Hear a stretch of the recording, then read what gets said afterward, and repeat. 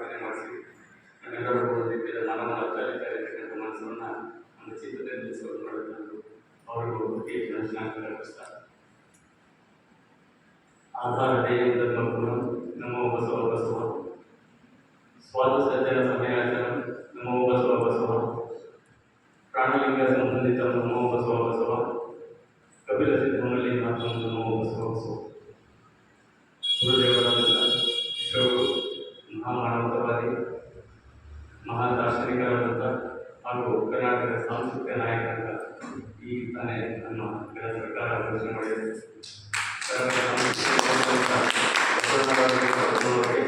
ಭಕ್ತಿಯ ಜನಶಾಸ್ತ್ರಗಳು ಆಧಾರ ಮಾಡುವಲ್ಲಿ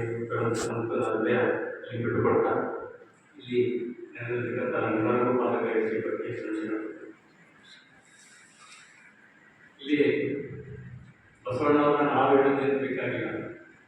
12ನೇ ಶತಮಾನದಲ್ಲಿ ಎಲ್ಲ ಶರಣರು ಅವ್ರ ಬಗ್ಗೆ ನಾನಾ ವಚನಗಳನ್ನು ನೂರಾರು ಸಾವಿರಾರು ವಚನಗಳನ್ನು ಕುರಿತಾಗಿ ಒಂದು ದೇವರನ್ನು ಹೇಗೆ ಬಳಸ್ತೀವಿ ಹಾಗೆ ಬಸವಣ್ಣನ ಬಳಸಿರ್ತಕ್ಕಂಥ ನಾವು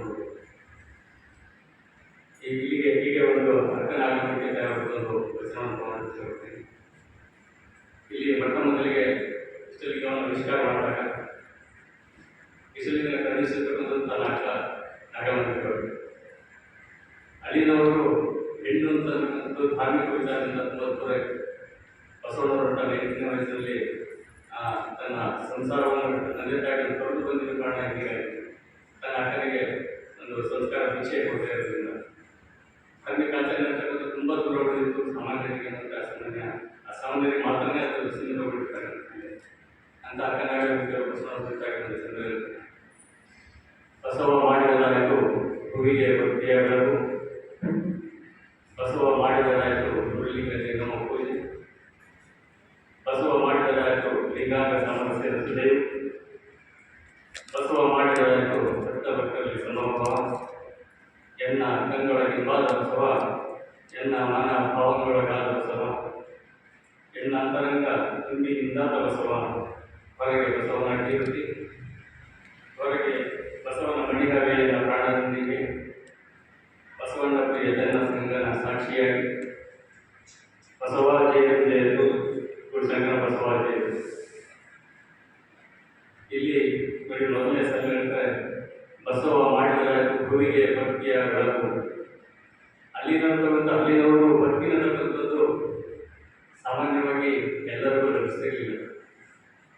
ಅಂದರೆ ಕಾಯಕ ವರ್ಗದಲ್ಲಿ ಅವನು ಶ್ರಮಿತ ವರ್ಗದಲ್ಲಿ ಆ ಶ್ರಮಿಸಿ ದುಡಿದ ಪದಾರ್ಥವಾಗಿ ಬೇಕಾಗಿಬಿಟ್ರೆ ಅವನ ದೇವನ ನೆನೆಯುವಂಥ ಅವಕಾಶ ನಮಗಿರಲಿಲ್ಲ. ಅಕ್ಕನಾಗಲಂತೂ ಹೋಗಲಿಲ್ಲ, ತಾಯಿ ತನ್ನ ಅಕ್ಕನಿಗೆ ಸಹ ಆಗಿರಲಿಲ್ಲ. ಅವರ ಭೂಮಿಗೆ ಭಕ್ತಿಯ ಬೆಳಕು ಬಸವಣ್ಣ. ಹಾಗಾದ್ರೆ ಏನು ಭೂಮಿಗೆ ಭಕ್ತಿಯ ಬೆಳಕು ಅಂತಂದ್ರೆ ಅಕ್ಕವರಾಗಲೇ ವಚನ ಪ್ರಾರ್ಥನೆ ಮಾಡೋದು ನಮ್ಗೆ ಹೇಳಿದ್ರು. ಬೆಳಗಿನೊಳಗೆ ಆ ಬೆಳಕು ಮಹಾ ಬೆಳಕು ಶಿವ ಶಿವ ಪರಮಾಶ್ರಯ ಕಾಪಾಡಿ ಶತಪಥ ಕಮಲ ಕರ್ಣಿಕಾಮದಲ್ಲಿ ಸ್ವತಃ ಸಿದ್ಧನಾಗಿರ್ತಾನೆ. ನಾವು ಕೂಡ ರಚನೆ ಮಾಡಿದ್ದೇವೆ. ಎಲ್ಲಿದ್ದಾನೆ ಪರಮ, ಎಲ್ಲಿದ್ದಾನೆ ಅಂದರೆ ತನ್ನೊಳಗೆ ಇದ್ದಾನೆ ಅಂತ. ಆ ರೀತಿಯಾದ ಭಕ್ತನ ನೆಲೆಯನ್ನು ತೋರಿಸಿರ್ತಕ್ಕಂಥ ವಿಶ್ವದಲ್ಲಿ ಮೊಟ್ಟ ಮೊದಲಿಗೆ ಬಸವಣ್ಣ.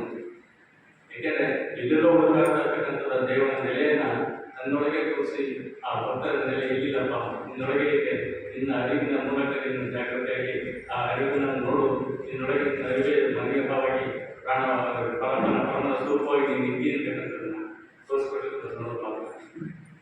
ಯಾಕೆಂದರೆ ಅದರಿಂದಲೇ ಈ 12ನೇ ಶತಮಾನದಲ್ಲಿ ಇಡೀ ಜನ ಸಮೂಹ ಕಲ್ಯಾಣದತ್ತ ಹೊರಟು ವಿಶ್ವದ ಮೂಲ ಮೂಲೆಯನ್ನು ನೋಡ್ತೀವಿ ನಾವು ಬಂದಿರ್ತಕ್ಕಂಥ ಕಾರಣ ಅಂದರೆ ಈ ಭಕ್ತಿಯ ನೆಲೆನೇ ಕಾರಣ.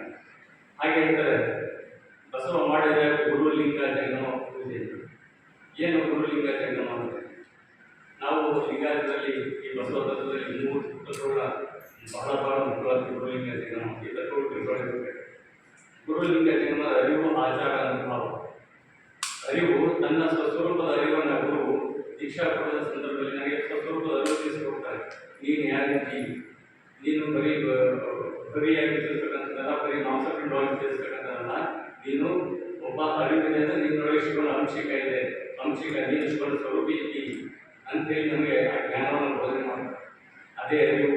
ಆ ಅರಿವು ನನಗೆ ಜಾಗೃತಿ ಆದಾಗ ಆ ಅರಿವನ್ನು ತಕ್ಕಂಥ ಶಿವ ಸ್ವರೂಪದಿಂದ ಮಹಾಲಿಂಗದಿಂದ ಬಂದಂಥ ನಿನ್ನಲ್ಲಿರ್ತಕ್ಕಂಥ ಹೊರಗಡೆ ಶಿವಲಿಂಗ ಏನಿದೆ ಅದು ಮಹಾಲಿಂಗದ ಸಂಕೇತಪ್ಪ, ನಿನ್ನೊಳಗೆ ಶಿವಲಿಂಗ ಅದನ್ನು ನನಗೆ ನೀನು ಕೈಗೆ ತೋರಿಸಿ ಸಾಕ್ಷಿ ಮಾಡಿಕೊಡ್ತಕ್ಕಂಥ ಅದನ್ನೇ ಲಿಂಗ, ಗುರುಲಿಂಗ, ಜಂಗಮ, ಅರಿವು ಮತ್ತು ಆಚಾರದ ನೆಲೆಯನ್ನು ಕಂಡಾಗ ಅದು ಮುಂದೆ ಬರ್ತಕ್ಕಂಥ ಜ್ಞಾನ ವಿಕಾಸ ಆಗ್ತಲ್ಲ, ಆ ಜ್ಞಾನವೇ ಜಂಗಮ. ಜಂಗಮ ಅಂತಕ್ಕಂಥ ಜಾತಿ ಸೀಮಿತವಲ್ಲ, ಪ್ರತಿಯೊಬ್ಬರಲ್ಲೂ ಇರ್ತಕ್ಕಂಥ ಜ್ಞಾನದ ವಿಕಾಸನೇ ಜಂಗಮ ನೆಲೆ. ತಿಳಿಸ್ತಕ್ಕಂಥದ್ದು ಜ್ಞಾನವಾಗಿ ತಿಳಿಸ್ತಕ್ಕಂಥದ್ದು ಅದು ವ್ಯಕ್ತಿಗೆ ಸೀಮಿತದಲ್ಲ, ಬಟ್ಟೆಗೆ ಸೀಮಿತವಾಗಿರ್ತಕ್ಕಂಥದ್ದಲ್ಲ, ಮಠಕ್ಕೆ ಸೀಮಿತವಾಗಿರ್ತಕ್ಕಂಥದ್ದಲ್ಲ. ಈ ನೆಲೆಯನ್ನು ಕೊಟ್ಟಿರ್ತಕ್ಕಂಥದ್ದು ಬಸವ ಮಾತ್ರ ಶಿವನೇ.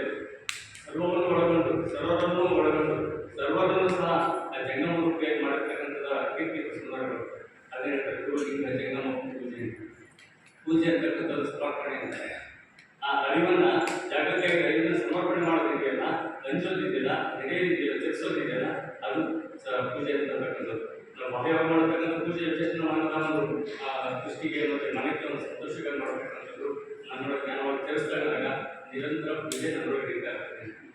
ಈ ಪದವನ್ನು ಸುಸಿದು ಯಾಕಂದ್ರೆ ಎಷ್ಟು ವಿಶಿಷ್ಟವಾದ ನೆಲೆಗಳನ್ನು ನಮಗೆ ಪರಿಚಯ ಮಾಡ್ತಾ ಇರುತ್ತೆ. ಅವ್ರನ್ನ ಬಸವ ಮಾಡಿದ ಲಿಂಗಾಂಗ ಸಾಮರಸ್ಯ ಸುರಿಯುತ್ತೆ. ಲಿಂಗ ಮತ್ತು ಅಂಗದ ಸಾಮರಸ್ಯ ನಾವು ಸಾಮಾನ್ಯವಾಗಿ ಎಲ್ಲಿ ನೋಡಿದ್ರೆ ಈಗ ಹೇಳಿದಲ್ಲ, ನೀನು ಶಿವನ ಅಂಶಿಕನೇ ಇದೆಯಪ್ಪ, ಇನ್ನೊಬ್ಬರಿರ್ತಕ್ಕಂಥ ಶಿಲಿಂಗನ ಇಷ್ಟಲಿಂಗವಾಗಿ ರೂಪವಾಗಿ ಗ್ರಹಿಸಬೇಕು ಅಂತ. ಅಲ್ಲಿ ಆ ಲಿಂಗ ಕೊಟ್ಟ ಮೇಲೆ ನಮ್ಗೆ ಇಷ್ಟ ಪ್ರಾಣ ಭಾವ ಕೇಳಿದ್ವಿ ನಾವು, ಇಷ್ಟಲಿಂಗ ಪ್ರಾಣಲಿಂಗ ಭಾವಲಿಂಗವಾಗಿ ಆ ಇಷ್ಟಲಿಂಗವಾಗಿ ನಾವು ಇರ್ತಕ್ಕಂಥದ್ದನ್ನ ನನ್ನ ಭಾವ ಮತ್ತು ಪ್ರಾಣದಲ್ಲಿ ನೆಲೆಗೊಳಿಸತಕ್ಕಂಥ ಬಗೆಯನ್ನು ತೋರಿಸ್ಕೊಟ್ಟು ಬಸವಣ್ಣವರು ಆಚರಿಸ್ತಕ್ಕಂಥದ್ದು. ಅದನ್ನೇ moving god, moving temporary backing god ಅಂತ. ಯಾಕೆಂದರೆ ನನ್ನ ಹೊರಗಡೆ ದೇವ ಸ್ವರೂಪವಿದ್ದಾನೆ, ನೀನೇ ಸ್ವರೂಪ ಇದೆಯಾ, ಹಾಗೆ ತಿಳಿಸ್ಕೊಟ್ಟಂತಕ್ಕಂಥ ಲಿಂಗನ ಸಮಸ್ಯೆ. ಆಚಾರಲಿಂಗ, ಗುರುಲಿಂಗ, ಶಿವಲಿಂಗ, ಜಂಗಮಲಿಂಗ, ಪ್ರಸಾದಲಿಂಗ, ಮಹಾಲಿಂಗ, ಐಕ್ಯ ಮಹಾಲಿಂಗ ಇದ್ದವರೆಗೂ ನಮಗೆ ನನ್ನೊಳಗೆ ಇದೆ ಅಂತಕ್ಕಂಥ ತೋರಿಸ್ತಾರೆ. ಅದನ್ನೇ ಭಕ್ತಮಾಗಿ ಶರಣ ಐಕ್ಯ, ಅದನ್ನು ನನ್ನ ಅಂಗಗಳಲ್ಲೇ ಸ್ಥಾಪಿಸಿ ನಿನ್ನ ಸಾಮರ್ಥ್ಯ ಅಂತ ಹೇಗೆ ಅಂತಂದರೆ ಭಕ್ತನಾಗಿ ಶ್ರದ್ಧೆ, ನಿಷ್ಠೆ, ಅನುಭವ, ಆನಂದ, ಆ ವದನ ಅನುಭವ, ಆನಂದ ಸಾಮರ್ಥ್ಯ ಕೊಡ್ತಕ್ಕಂಥ ನೆಲೆಯನ್ನು ತೋರಿಸಿದ್ದು ಪಾತ್ರ. ಹೀಗೆ ಭಕ್ತ ಲಿಂಗಾಂಗ ಸಾಮರ್ಥ್ಯ ಸುಂದರು ಭಕ್ತ ಬಸವ ಮಾಡಿದ ಭಕ್ತ ವಸ್ತುಗಳಲ್ಲಿ ಸಮಭಾವ. ಇಲ್ಲಿ ಭಕ್ತರು ಅಂತಕ್ಕಂಥ ತಕ್ಷಣ ನಾವು ಸಾಮಾನ್ಯ ಡಿಫ್ರೆನ್ಶಿಯೇಟ್ ಮಾಡ್ತೀವಿ. ಶ್ರೀಮಂತನಿಗೆ ಒಂದು ಅಲ್ವಾ, ಬಡವನಿಗೆ ಒಂದು, ಅವನ ಸ್ಪೆಷಲ್ ಮುಟ್ಟೋದಕ್ಕೆ ಆದಂಥ ಒಬ್ಬ ಅವನ ಭಕ್ತನ ನೆಲೆನವರಿಗಾಗಲ್ಲ. ಇಲ್ಲಿ ಆಗಲ್ಲ. ಬಸವನಾಗಿ ಬೆಳೆಸ್ತಕ್ಕಂಥದ್ದು ಯಾವುದೇ ಕಾಯಕ ವರ್ಗ ಆಗಲಿ, ಯಾವುದೇ ಇದರಲ್ಲಿ ಶ್ರೇಷ್ಠ ಶ್ರದ್ಧೆಯನ್ನು ದೊಡ್ಡದಾಗಿದ್ದು ಅದರಲ್ಲಿ ಮತ್ತು ಲಿಂಗ ಸಾಮರ್ಥ್ಯವನ್ನು ಸಹ ದೊಡ್ಡದಾಗಿದ್ದು ಬಸವನವರ ಮಾತ್ರ. ಅತ್ಯಂತ ಲಿಂಗಾಂಗ ಸಾಮರ್ಥ್ಯ ಭಕ್ತ ಭಕ್ತರಲ್ಲಿ ಸಮಭಾವ ಅಂತ ಎಲ್ಲರೂ ಒಂದಾಗಿ ಇಲ್ಲಿ ಗುರುವಾದ್ರು ಬಿಟ್ಟರೆ 12ನೇ ಶತಮಾನ 770 ಜನ ನಮ್ಮ ಗಣಗಳಾದವರು ಲಕ್ಷದ ಮೇಲೆ 90,000 ಜನ ಗಣಿಯಾಗಿತ್ತು ಅಂತಂದರೆ ಅವರೆಲ್ಲರೂ ಏನು ಕೊಟ್ಟಿದ್ದ ಕಾರಣ ಎಲ್ಲರೂ ಒಂದಾಗಿದ್ದು ಈ ಭಕ್ತ ಭಕ್ತರ ಸಮಭಾವದ ನೆಲೆಯನ್ನು ಗಳಿಸೋದ್ರಿಂದ ಆ ಪಥವನ್ನು ನಡೆಯಲಿಕ್ಕೆ ಸಾಧ್ಯ ಆಯಿತು ಅಂತ ಹೇಳ್ತಾರೆ. ಇಲ್ಲಿ ಎಲ್ಲ ಮನ ಭಾವನೆಗಳಾದ ಬಸವ ಇಲ್ಲಿ ಮನ ಮತ್ತು ಭಾವ ಒಳಗಡೆ ಬಸವನೇ ನಿಂತ್ಕೊಂಡಿದ್ದಾನೆ ಅಂತಕ್ಕಂಥ ಭಾವ. ನಾವೇನು ನಡೆಸ್ಕೊಂತೀವಿ, ದೇವನ ಸ್ವರೂಪ ದೇವನ ನೆನೆಸ್ಕೊಂತಾರ್ತೀವಿ ಅಲ್ವಾ, ದೇವನ ನೆನೆಸ್ಕೊಂತಾರೆ, ಲಿಂಗವನ್ನು ನೆನೆಸ್ಕೊಂತ ಎಲ್ಲ ಕಡೆ. ಇಲ್ಲಿ ಹೇಳಿದ್ರೆ ಬಸವನೇ ಲಿಂಗ ರೂಪ ಬಂದಿದ್ದು. ಯಾಕೆ ಸಿದ್ದರಾಮೇಶ್ವರ ಹೇಳ್ತಾರೆ, ಹೇಗೆ ಒಂದು ಬಸವನ ಮೂರ್ತಿಯ ಜ್ಞಾನಕ್ಕೆ ಮೂಲ, ಬಸವನ ಕೀರ್ತಿಯ ಜ್ಞಾನಕ್ಕೆ ಮೂಲ, ಬಸವ ಎಂದರೆ ವೃತ್ತಿ ಕಾರಣ ಬಸವನ ಮೂರ್ತಿ ಯಾವುದು, ಇಷ್ಟಲಿಂಗನೇ ಬಸವನ ಮೂರ್ತಿ. ಅವ್ರು ಬಾಹ್ಯವಾಗಿರ್ತಕ್ಕಂಥ ನಮ್ಮ ಕಲ್ಪನೆ ಚಿತ್ರಿಸುವಂಥ ಮೂರ್ತಿ ಇರ್ಬೋದು, ಆದರೆ ಇಷ್ಟಲಿಂಗ ರೂಪದಲ್ಲಿ ಬಸವನ ನಮ್ಮ ಜೊತೆ ಹೇಳುತ್ತಿದ್ದಾನೆ. ಅದನ್ನೇ ನಮ್ಮನ್ನ ಭಾವಗಳೊಳಗೆ ಬಸವ ಅಂತಂದರೆ ಅದು ಇಷ್ಟಲಿಂಗವನ್ನು ಪ್ರಾಣಲಿಂಗ, ಭಾವಲಿಂಗ ಮತ್ತು ಇಷ್ಟಲಿಂಗ ಪ್ರಾಣಲಿಂಗ ಭಾವಲಿಂಗವಾಗಿ ನೆಲೆಗೊಂಡಾಗ ಬಸವನಲ್ಲಿದ್ದಾನೆ ಭಾವನೆ. ಎನ್ನ ಅಂತರಂಗ ತುಂಬಿನಿಂದಾದ ಬಸವ, ಹೊರಗೆ ಬಸವನ ಕೀರ್ತಿ, ಬಸವನ ಮಣಿಕರೆಯನ್ನು ಪ್ರಾಣಲಿಂಗಿಗೆ ಅಂತಾರೆ.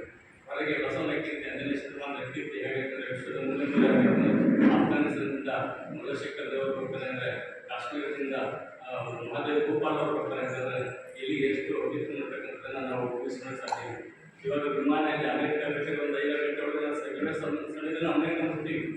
ಆಗಿನ ಕಾಲದಲ್ಲಿ ಏನಿರಲಿಲ್ಲ, ಕುದುರೆಗಾಡಿ ಹೋಗ್ಬೇಕಾಯ್ತು ಅಥವಾ ಕಾಲುಗಡಿಗೆ ಹೋಗ್ಬೇಕಾಯ್ತು. ಅಂಥ ಸಂದರ್ಭದಲ್ಲಿ ಹೇಗೆ ಅದೊಂದು ಜ್ಞಾನ ಅಂತಕ್ಕಂಥದ್ದನ್ನು ಹೇಳ್ತಾರೆ. ಹೊರಗೆ ಬಸವನ ಕೀರ್ತಿ, ಬಸವನ ಮಣಿಮಲೆಯ ಪ್ರಾಣಬಿಂದಿಗೆ ಅಂತಾರೆ.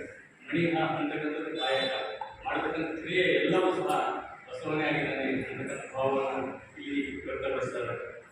ಈ ಹೇಳಿ ಬಸವ ಚಂದ ಸಂಖ್ಯೆಯನ್ನು ಸಾಕ್ಷಿಯಾಗಿ ಬಸವಾದಿ ಶ್ರೀಗಣ ಬಸವಾದಿ ಯಾವಾಗ ನಾವು ಬಸವನಿಗೆ ಶರಣಾಗ್ತೀವಿ, ನಮ್ಮ ಮುಂದೆ ಕಾರ್ಯಗಳು ಜಯಿಸ್ತಾರೆ.